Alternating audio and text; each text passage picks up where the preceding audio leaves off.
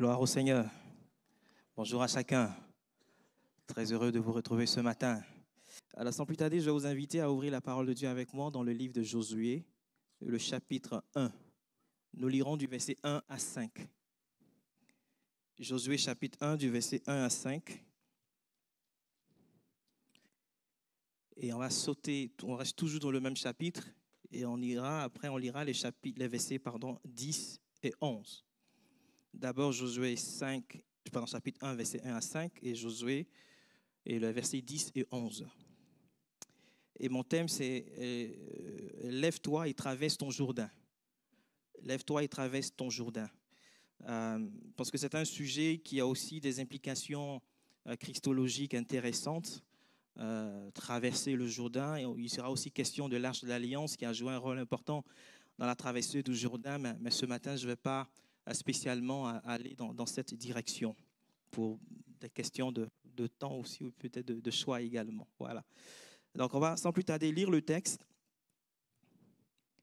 Après la mort de Moïse, serviteur de l'Éternel, l'Éternel dit à Josué, fils de Nun, serviteur de Moïse, « Moïse, mon serviteur, est mort.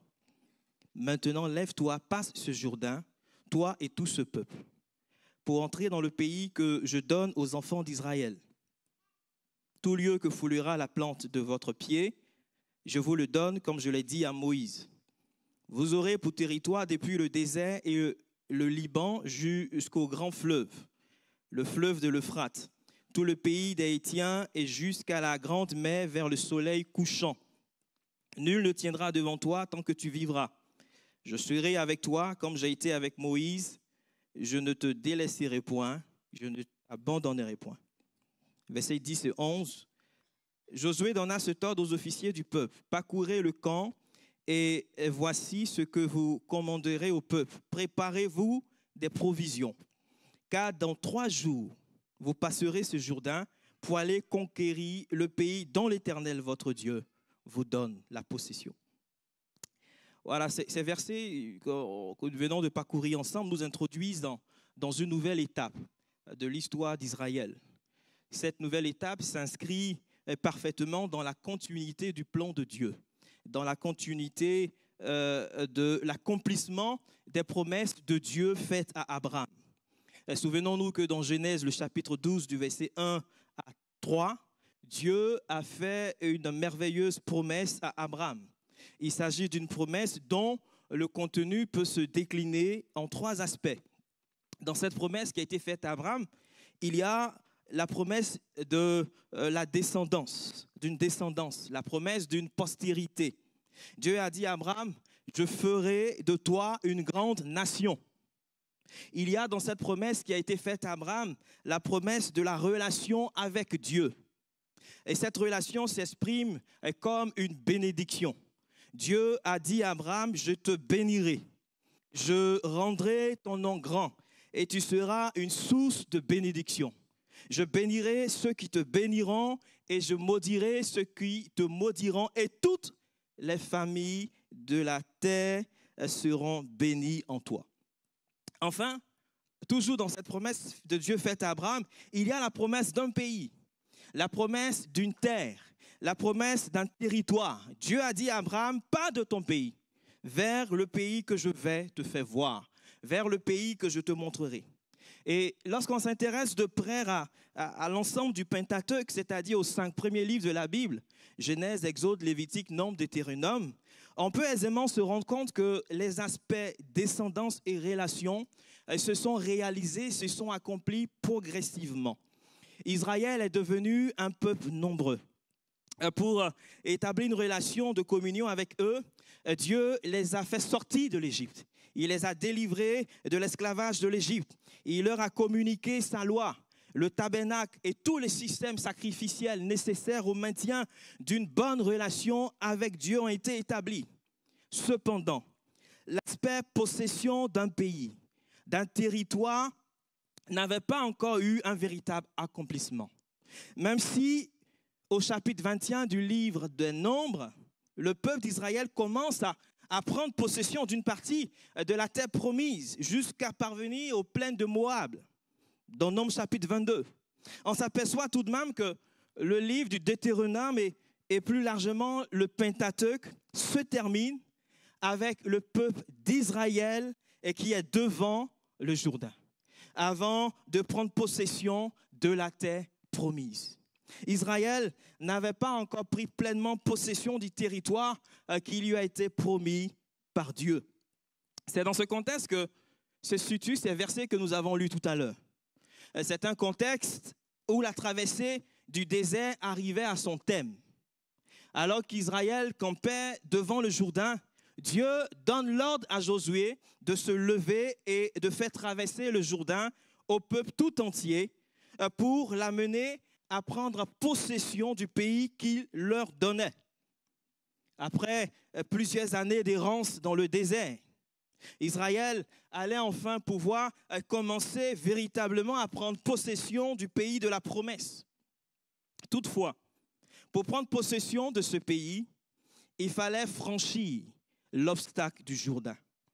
Le Jourdain était un fleuve, et bien plus qu'un fleuve, il apparaissait comme un obstacle, et il apparaissait comme une barrière qui séparait le peuple d'Israël de la terre promise.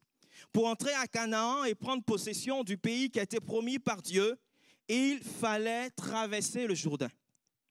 Bien-aimés, parfois certaines réalités peuvent se présenter comme des barrières ou des obstacles qui nous séparent de ce que Dieu veut nous faire vivre, de ce que Dieu nous a promis, de ce que Dieu désire nous accorder.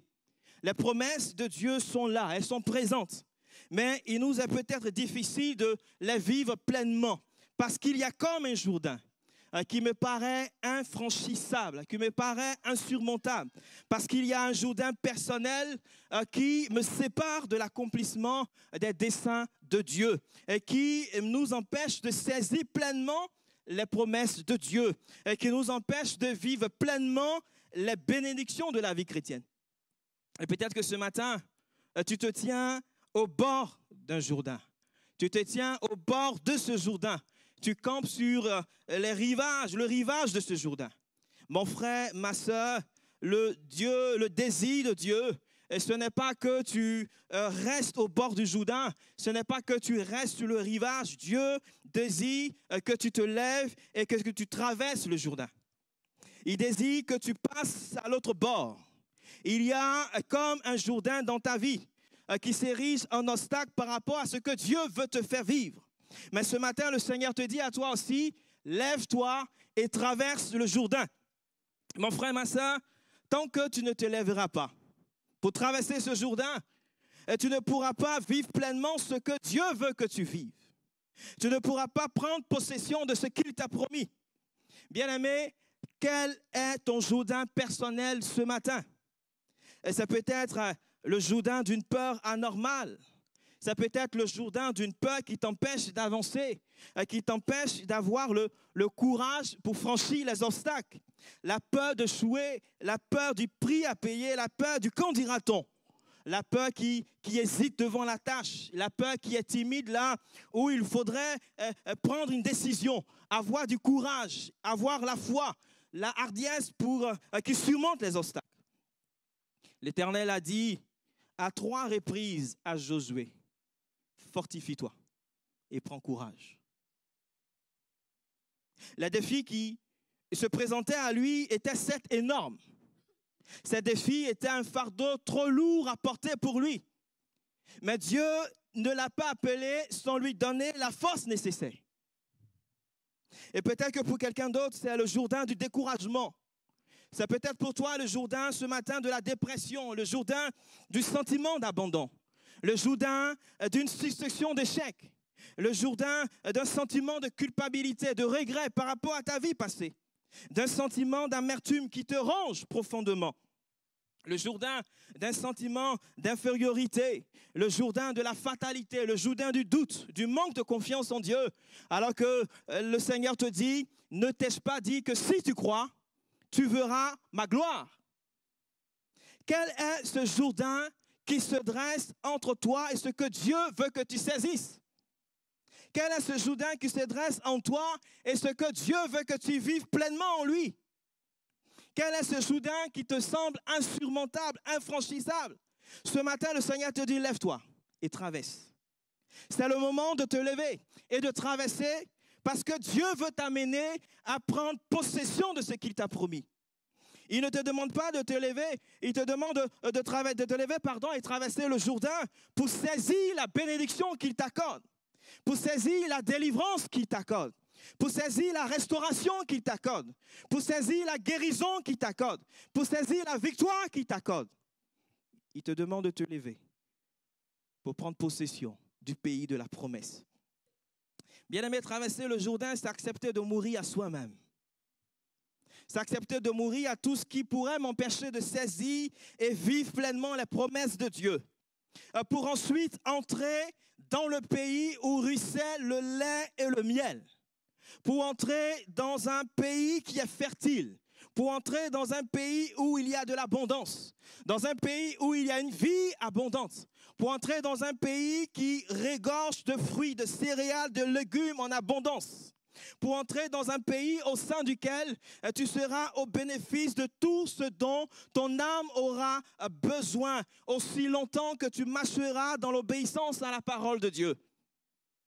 Traverser le Jourdain, c'est accepter de mourir à soi-même, pour ensuite entrer dans le pays de repos. Traverser le Jourdain, c'est la fin de plusieurs années d'errance dans le désert. Israël a vécu 40 années dans le désert. Comme nous le savons, dans le désert, les pluies sont rares. Dans le désert, la terre est aride. Dans le désert, la terre est altérée. Dans le désert, la chaleur est forte. Dans le désert, le sable est chaud. Dans le désert, la marche est difficile. Elle est pénible. On avance avec douleur. On avance avec souffrance. Les efforts sont difficiles. Le corps est assoiffé. On s'épuise, on se fatigue, on perd tout repère, et on se sent seul et incompris des autres. Je ne sais pas depuis combien d'années, depuis combien de temps vous errez dans le désert. Israël a erré pendant 40 années. Mais peut-être qu'en ce qui vous concerne, ça fait des jours, des semaines, des mois, des années que vous errez dans le désert. Il est vrai que Dieu peut permettre des temps de désert. Dieu peut permettre des moments où on traverse des déserts. Parce que ce sont des temps aussi de colle, des temps de formation, des temps aussi de préparation. Mais il est aussi vrai qu'il arrive des moments où Dieu veut nous faire sortir du désert. Parce qu'il veut nous faire entrer, il veut nous donner du repos. Il veut nous faire entrer dans une saison d'abondance. Et c'est pourquoi, ce matin, le Seigneur te dit, lève-toi simplement et traverse ton Jourdain.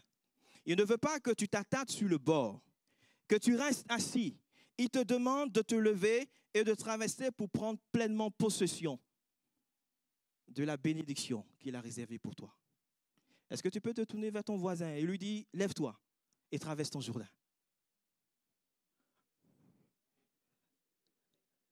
Hein? Amen.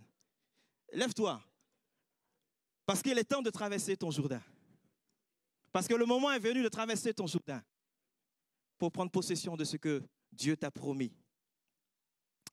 On pourrait relever au moins 4 raisons qui pouvaient amener Israël à percevoir le Jourdain comme une barrière infranchissable. Et tout d'abord, au verset 11 de Josué chapitre 1, il a dit ceci: dans 3 jours. Dans 3 jours, vous passerez ce Jourdain. Peut-être que quelques-uns se sont dit, mais comment ça dans 3 jours? On vient de passer 40 années dans le désert. Et comme ça, subitement, dans seulement 3 jours, on va traverser le Jourdain pour prendre possession du pays de la promesse. Bon, d'accord, dans 3 jours. Mais comment ça va se passer? Est-ce qu'il y aura un bateau qui va arriver dans lequel on va monter et traverser le Jourdain? Est-ce que dans 3 jours, il y aura un pont qui va relier les 2 rives du Jourdain sur lesquelles on va monter pour pouvoir traverser? Comment les choses vont se passer? Bien-aimés, tout ce qui a été dit à Israël, c'est que dans 3 jours, ils passeront le Jourdain. Dieu ne leur a pas demandé de trouver eux-mêmes le moyen de traverser, la solution pour se frayer un chemin dans le Jourdain. Il a simplement donné l'ordre. Levez-vous et traversez. Levez-vous et passez. Le reste m'appartient. Notre Dieu est tout-puissant. Et s'il demande de se lever et de traverser, il sait comment il va t'amener à traverser le Jourdain. Cela peut te sembler impossible, mais rien n'est impossible à Dieu. Quand Dieu dit quelque chose, la chose arrive. Quand Dieu ordonne quelque chose, la chose s'accomplit. La chose existe. Peut-être que quelques-uns se sont dit, bon, ok, on a compris. Dieu peut faire infiniment au-delà de tout ce que nous pouvons penser ou imaginer. Mais il y a une autre difficulté. Tu sais, Josué, nous sommes à une période de l'année où le Jourdain est très difficile à traverser. Les autres périodes de l'année, pas de problème en particulier. Cela paraît réaliste, faisable. Mais là, maintenant, à cette période de l'année, nous ne sommes pas certains de pouvoir traverser le Jourdain sans risque. Il est même dangereux d'envisager de traverser le Jourdain parce qu'à cette période de l'année, le courant du fleuve est impétueux. On peut se noyer, on peut mourir. En fait, lorsque Dieu donne l'ordre de traverser, c'était pendant la saison de la moisson des orges qui a lieu au printemps. On le voit au chapitre 3 de Josué. Or, cette période de l'année est une période au cours de laquelle le Jourdain déborde et inonde ses rives. Et il est effectivement dangereux de le traverser. Et c'est justement dans cette saison que Dieu ordonne à Josué de se lever et de traverser le Jourdain. Est-ce que Dieu ignorait l'existence de tous ces risques-là? Est-ce que Dieu s'est trompé en demandant à Israël, en demandant à Josué de se lever et de traverser le Jourdain à un moment de l'année où le fleuve déborde, à un moment de l'année où le courant du fleuve est plus fort que d'habitude? Est-ce que Dieu s'est trompé? Je ne sais pas pour vous, mais moi je suis de ceux qui croient que Dieu ne se trompe jamais. Et s'il est vrai que cette période de l'année est une période pendant laquelle le Jourdain déborde, pendant laquelle le courant est impétueux, il n'en demeure pas moins que c'est aussi la période de la moisson. C'est une période où on commence à moissonner. C'est une période où on commence à récolter dans le pays de la promesse. Jusque-là, Israël se nourrissait de la manne. Mais le temps était venu de se nourrir des produits du pays de la promesse. Et le chapitre 5 de Josué dit qu'après la traversée du Jourdain, Israël a célébré la Pâque avec les produits du pays de Canaan. Il est dit que le lendemain de la Pâque, la manne a cessé parce qu'Israël a commencé à manger, à se délecter, à se nourrir du blé du pays de la promesse. Bien-aimé, ton Jourdain te paraît infranchissable, mais Dieu te demande simplement de te lever, de le traverser, parce qu'il veut te faire entrer dans une nouvelle saison de ta vie. Il veut te faire entrer dans le printemps de ta vie. Il veut te faire entrer dans une saison de moisson. Il veut te faire entrer dans une saison de récolte, dans une saison où la production est abondante, parce qu'il est le Dieu de l'abondance. Il veut te faire entrer dans une saison où tu cesseras de te nourrir de la manne, de ce que tu mangeais quand tu étais dans le désert, où tu commenceras toi aussi à manger, à te nourrir de ce qui est produit dans le pays du repos, dans le pays où coule le lait et le miel, dans le pays de la promesse. S'il te plaît, ne reste pas sur les rives du Jourdain, mais lève-toi et traverse le fleuve pour entrer dans cette nouvelle saison que Dieu ouvre devant toi, avec de nouvelles provisions qu'il a en réserve pour toi. Peut-être qu'une autre personne, d'autres se sont peut-être dit, ok, je comprends que Dieu désire me faire entrer dans une nouvelle saison. Mais la promesse en question, ou le pays de la promesse en question, c'est un pays qui est occupé par des habitants. Déjà, juste après la traversée, il y a Jéricho qui est en face. Jéricho est une ville qui est fermée, qui est barricadée. Et il y a des habitants dans le pays de la promesse, qui occupent le pays de la promesse. Si vous devez déménager pour occuper un nouvel appart, un nouveau logement, si vous partez et qu'il y a un occupant là-bas, qu'est-ce qui va se passer? En général, on attend qu'il sorte avant d'entrer. Mais là, ce n'est pas le cas ici. Les occupants sont toujours en place. Et Dieu demande de traverser pour prendre possession du pays de la promesse. Et supposons que je parvienne à traverser le Jourdain. Il y aura donc des combats contre des ennemis, des combats, des luttes qui m'attendent dans le pays de la promesse. Je dois conquérir des territoires. Je dois les arracher morceau par morceau à des peuples qui ont des hommes qui sont vaillants, qui ont des hommes qui sont aguerris au combat, alors que moi, ça fait pas si longtemps, que j'étais esclave. Et je viens juste de sortir de 40 années de désert. Je ne sais pas comment combattre. Je ne suis pas vraiment aguerri au combat. Et pas question pour moi de traverser le Jourdain pour devoir ensuite combattre contre des ennemis qui semblent être plus forts que moi. Bien-aimé, Dieu a promis à Josué que la victoire face à ses ennemis était certaine. Il lui a dit, nul ne tiendra devant toi tant que tu vivras. Bien-aimé, la promesse s'est accomplie. Parce que s'il est vrai qu'Israël est allé de combat en combat, de conquête en conquête, il est aussi vrai qu'Israël est allé de victoire en victoire, de triomphe en triomphe. Israël s'est emparé de Canaan alors que, humainement parlant, cela semblait impossible. Mon frère, ma soeur, dans le combat, c'est Dieu qui fait triompher. Avec Dieu, la victoire est assurée. Dans le combat, avec Dieu, la victoire est certaine. Dieu est celui qui donne la victoire.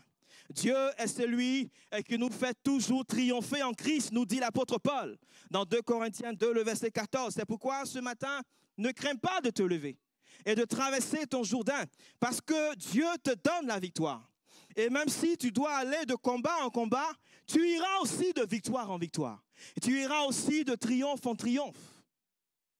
Enfin, peut-être que quelques-uns se sont dit, Moïse est mort. Moïse, c'est celui qui nous a conduits hors d'Égypte. C'est celui que Dieu a suscité pour nous faire sortir de l'esclavage de l'Égypte. C'est celui que Dieu a suscité pour nous diriger pendant ces 40 années dans le désert. C'est par lui que Dieu est passé pour nous visiter, pour nous communiquer la loi. Dieu, tu nous demandes de nous lever, de traverser le Jourdain, mais Moïse, notre leader emblématique, notre leader charismatique est mort. De plus, celui que tu as suscité pour le remplacer, il n'est plus très jeune. C'est un papy. Est-ce qu'il sera à la hauteur comme Moïse l'a été? Maintenant que Moïse est mort, je n'ai plus aucune espérance pour l'avenir. Je suis inquiet pour le lendemain. Maintenant que Moïse est mort, je pense que les desseins et les projets de Dieu pour nous vont s'arrêter. La mort de Moïse signifie l'arrêt des projets de Dieu pour nous. Bien-aimés, il peut arriver que nous soyons effectivement privés d'une ressource humaine, matérielle, qui était pour nous une source d'assurance et de confiance. Dieu peut nous retirer certaines choses sur lesquelles on prenait appui, moralement, physiquement, matériellement. Et sans cet appui, la vie n'est plus la même à nos yeux. On a l'impression que tout s'arrête. Ce matin, permettez-moi simplement de vous dire que la mort de Moïse n'a pas mis fin au projet de Dieu pour Israël. La mort de Moïse n'a pas modifié l'agenda de Dieu pour Israël. Elle n'a pas entravé le bon déroulement du plan de Dieu pour Israël. Moïse est mort, mais le plan de Dieu était toujours en marche vers son accomplissement. Mon frère, ma soeur, ton avenir ne dépend pas d'un homme. Ton avenir ne dépend pas d'une personne. Ton avenir ne dépend pas d'une ressource sur laquelle tu as pris appui jusqu'à maintenant. Ton avenir dépend de Dieu. Ton avenir dépend de l'Éternel. C'est pourquoi cesse de t'accrocher à ce qui est derrière, à ce qui est passé, et lève-toi et traverse le Jourdain. Parce que la plus belle histoire de ta vie est devant. Tourne la page et laisse Dieu écrire une histoire toute nouvelle sur de nouvelles pages blanches. Moïse est mort. Tu as peut-être perdu quelqu'un ou quelque chose d'important. Tu as peut-être privé de quelqu'un ou de quelque chose d'important. D'une réalité qui, malheureusement, que tu ne pourras plus jamais retrouver. Mais le plan de Dieu pour ta vie ne s'arrête pas. Il continue de se dérouler. C'est pourquoi ne reste pas assis sur le bord du Jourdain. Lève-toi, parce qu'il est temps pour toi de passer de l'autre côté et vivre pleinement ce que Dieu veut que tu vives. Je voudrais terminer avec un dernier point, si le temps le permet, parce que avant de traverser le Jourdain, Israël devait suivre certaines instructions. Et la première instruction, c'est qu'il devait regarder et suivre l'Arche de l'Alliance, au chapitre 3. Et pendant la traversée du Jourdain, l'Arche de l'Alliance a joué un rôle important. L'Arche de l'Alliance devait passer devant le peuple à une distance suffisante. La distance entre l'Arche de l'Alliance qui était portée par les sacrificateurs et le reste du peuple devait être d'environ 1 kilomètre. Cela veut dire que l'Arche de l'Alliance devait être suffisamment visible par l'ensemble du peuple. Elle devait être en tête du cortège. Et le peuple devait pouvoir voir l'Arche de l'Alliance, regarder, fixer les yeux sur l'Arche de l'Alliance et suivre. Il n'était pas question pour le peuple de dévancer, mais de suivre, de regarder et de suivre l'Arche de l'Alliance. Et comme nous le savons, l'Arche de l'Alliance était la preuve et le symbole visible, le symbole de la présence de Dieu, de la présence royale de Dieu parmi son peuple. Et l'endroit où se trouve l'Arche, Dieu était présent personnellement comme roi de son peuple. L'Arche de l'Alliance a donc joué un rôle important dans la traversée du Jourdain. Dès que les sacrificateurs qui portaient l'Arche ont posé la plante de leurs pieds dans les eaux du Jourdain, les eaux du Jourdain se sont coupées. Les eaux du Jourdain se sont divisées en deux, afin que le peuple d'Israël traverse, passe sur la terre sèche. Les sacrificateurs sont restés en place jusqu'à ce que tout le peuple ait traversé. Et les eaux se sont remises en place lorsque les sacrificateurs qui portaient l'Arche de l'Alliance ont quitté l'eau. Bien-aimés, ce n'est pas la présence de Dieu. Et devant la présence de Dieu que ce miracle s'est produit. Et ce ne sont pas tes capacités, ce ne sont pas tes diplômes, tes compétences, tes aptitudes qui vont te frayer un chemin pour traverser. Mais c'est Dieu lui-même qui va le faire. Les eaux du Jourdain obéissent à l'ordre de Dieu. Elles ne peuvent pas résister devant la présence royale du Dieu vivant et vrai, devant la présence royale du Dieu tout-puissant. Mon frère, ma soeur, laisse-toi simplement guider par Dieu. Abandonne-toi entre ses mains. Regarde à l'Arche de l'Alliance. Ne la quitte pas des yeux un seul instant. Ne la dévance pas, mais suis-la. Laisse la présence de Dieu te frayer un chemin et ne t'écarte pas de ce chemin. Dans Zacharie 4, le verset 6, il est dit ceci: ce n'est ni par la puissance, ni par la force, mais c'est par mon esprit, dit l'Éternel des armées. L'Arche de l'Éternel jouait également un rôle important dans le combat. C'était le cas, par exemple, pendant la prise de Jéricho. Israël devait faire le tour de la ville une fois par jour pendant 6 jours. Et le 7e jour, 7 fois le tour de la ville. Et tous ces tours ont été faits avec à chaque fois en tête du cortège l'Arche de l'Alliance. Et comme nous l'avons dit, c'est le symbole de la présence du roi parmi son peuple. Or, dans le contexte du Proche-Orient ancien, le roi était aussi le chef de l'armée. Il était le général en chef de l'armée. Et lorsque l'Arche de l'Alliance était là, c'est Dieu lui-même qui était présent. Bien-aimés, Dieu est pour nous le général tout-puissant. Dieu est pour nous le chef du cortège qui se lève pour prendre possession du pays de la promesse. C'est lui l'Éternel des armées. Il est fort et il est puissant dans les combats. Et si Dieu est devant nous, c'est lui qui combattra pour nous.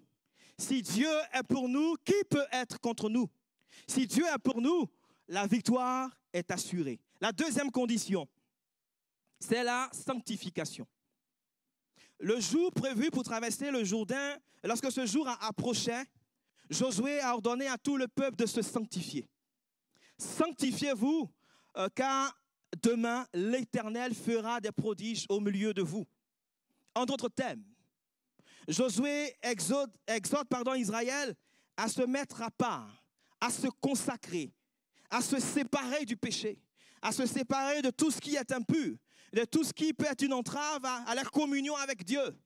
Vous savez, dans de telles circonstances, on s'attend plutôt à ce que Josué dise, préparez vos âmes, préparez vos épées, préparez vos armures, préparez vos boucliers, parce qu'il y a des conquêtes. Il y a des combats qui nous attendent après la traversée du Jourdain. Mais non, Josué n'a pas invité Israël à une préparation militaire, mais à une préparation spirituelle. Et la raison que Josué met en avant, c'est parce que Dieu était sur le point d'effectuer un grand miracle. Sanctifiez-vous, consacrez-vous, préparez-vous spirituellement. Mettez-vous à part pour moi, parce que je suis sur le point d'effectuer une œuvre qui va dépasser votre entendement. Une œuvre qui va aller au-delà de tout ce que vous pouvez penser ou imaginer. Une œuvre qui va susciter l'étonnement. Prépare-toi spirituellement à une intervention surnaturelle de la part de Dieu, à une action de Dieu dans ta vie qui va sans doute t'étonner. La troisième et dernière condition, c'est l'obéissance dans la foi.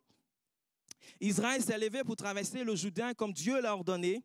Il s'agit là d'un véritable acte d'obéissance dans la foi, d'un acte d'obéissance dans l'espérance confiante donnée par la promesse de Dieu.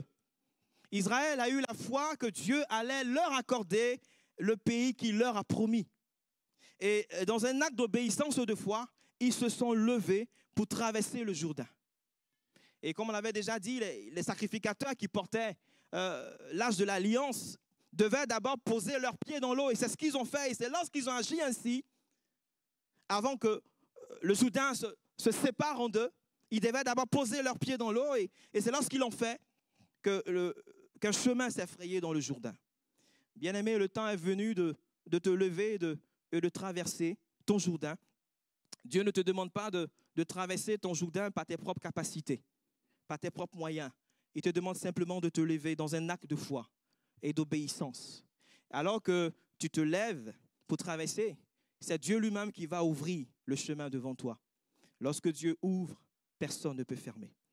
Bien-aimé, de même que l'âge de l'alliance devait précéder Israël pendant la traversée du Jourdain, de même celui qui nous précède, c'est le Seigneur Jésus. Il est le seul capable de te frayer un chemin ce matin dans ton Jourdain personnel. Il est celui à qui même la mer et les flots obéissent. Par la mort de Jésus à la croix, par sa résurrection d'entre les morts, il nous a frayé un chemin dans la vie nouvelle avec Dieu. Il nous a frayé un chemin dans la vie abondante, le chemin du repos véritable en Dieu, le chemin de la guérison, le chemin du salut, du pardon, le chemin de la délivrance, le chemin de la bénédiction. Nous allons simplement fermer nos yeux, courber nos fronts et peut-être ce matin t'inviter simplement, toi aussi, dans un acte de foi et d'obéissance à te lever, à traverser. Comme nous l'avons dit, peut-être pour toi, le Jourdain de la peur, le Jourdain de la dépression, le Jourdain, je ne sais pas, de la fatalité, le Jourdain du découragement, du sentiment d'abandon, du sentiment de culpabilité, de regret par rapport au passé, d'un sentiment d'amertume qui te ronge, le Jourdain du complexe d'infériorité, le Jourdain du doute, de la maladie peut-être ce matin, le Jourdain peut-être pour toi de la stérilité, le Jourdain peut-être d'un blocage quelconque dans ta vie. Et peut-être que ton Jourdain te paraît infranchissable, insurmontable, mais ce matin, crois simplement et traverse ton Jourdain en ayant les yeux fixés sur Jésus, en ayant les yeux fixés sur l'œuvre de la croix, en ayant les yeux fixés sur ce que Jésus a accompli pour nous. À la croix, Jésus a dit, tout est accompli. Ce matin, Dieu te dit que le temps est venu de te lever. et de traverser ton Jourdain afin que tu vives en Jésus-Christ la guérison que Dieu veut t'accorder aujourd'hui. La guérison que Dieu veut que tu vives aujourd'hui. Afin que tu vives en Jésus-Christ la délivrance que Dieu veut que tu vives. Afin que tu vives en Jésus-Christ le repos que Dieu veut te donner. La vie abondante que Dieu veut t'accorder. Afin d'entrer dans une nouvelle saison de ta vie en Jésus-Christ. Les choses anciennes vont relever du passé et toutes choses deviendront nouvelles. Afin d'entrer dans une saison de moisson, dans une saison où Dieu écrira une histoire toute nouvelle sur de nouvelles pages. Est-ce que ce matin, tu veux simplement dire, oui, j'accepte de me lever par la foi et dans l'obéissance et traverser mon Jourdain? Tu peux simplement lever la main et nous allons ensemble prier le Seigneur. Amen, amen, j'ai vu votre main. Est-ce qu'il y a encore d'autres personnes ce matin? J'ai vu votre main. Seigneur, ce matin, nous voulons bénir ton merveilleux nom.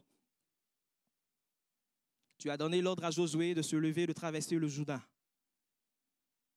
Seigneur, ce matin, dans un acte de foi et d'obéissance, nous aussi, nous voulons nous lever et traverser ce Jourdain qui nous sépare du pays de la promesse.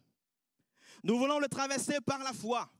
Nous voulons le traverser en ayant les yeux fixés sur Jésus. Nous voulons le traverser, notre Dieu, notre Père, nous laissant conduire par toi, en nous abandonnant entre tes mains. Parce que tu es le seul capable de nous frayer un chemin, afin que nous puissions passer de l'autre côté et atteindre le pays de la promesse. Et même si, Seigneur, des combats, notre Dieu, peuvent parfois nous attendre dans le pays de la promesse, nous voulons te faire confiance. Parce qu'en toi, nous sommes plus que vainqueurs. Et ce matin, nous te prions de nous accorder ta grâce. Et je te prie d'aider mon frère, d'aider ma soeur à traverser ce matin le Jourdain de la peur, le Jourdain de la maladie, le Jourdain de la stérilité, le Jourdain d'un quelconque blocage dans sa vie, Seigneur. Ce matin, je te prie de poser ta main sur lui et de lui permettre d'avancer et d'ouvrir un chemin dans le Jourdain et qu'il atteigne l'autre rive pour la gloire de ton nom, Seigneur. Sois béni et sois remercié pour ce que tu fais dans chacune de nos vies et que toute la gloire et l'honneur te reviennent, Père, ce matin, au nom de Jésus. Amen. Gloire à Dieu. Amen.